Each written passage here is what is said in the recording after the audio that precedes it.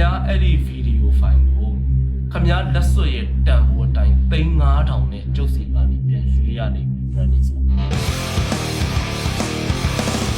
ကျုပ်ပြောပြီးတော့ကောက်ရှင်းတယ်ခမများကိုလည်းအချိန်ကိုညနေဖောက်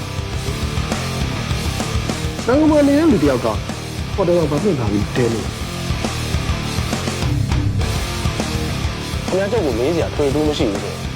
ကျုပ်ပြောမလို့အင်းတို့ဖတ်ရက်ရ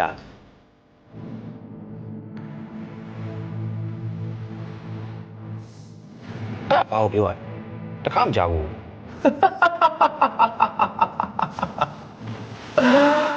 ခမများတို့ရဲ့ခြေလမ်းတွေကို2 ကွက်3 ကွက်ကြိုမတွေးထားဘဲနဲ့ကျုပ်ကဒီအလုပ်ကိုလုပ်လိမ့်မယ်လို့များခမများတို့ထင်နေတာလားဟဟလားတချို့ကတွက်ချက်နဲ့ဟောကြတချို့ကအာယုခံပြီးအကြမြင်တယ်ကျုပ်ကတော့အယူနဲ့ဟောတဲ့ဆရာမျိုးပေးမှာပါဆရာရဲ့တခြားလူတွေပေးတဲ့အတိုင်းကျွန်တော်ပေးမှာပါပတ်စံယူတာကိုပြောနေတာမဟုတ်ဘူးအဲ့ဆိုလို့ရှိရင်ဆရာကအလကားဟောပေးရလားပရိုက်တာဗောဟမ်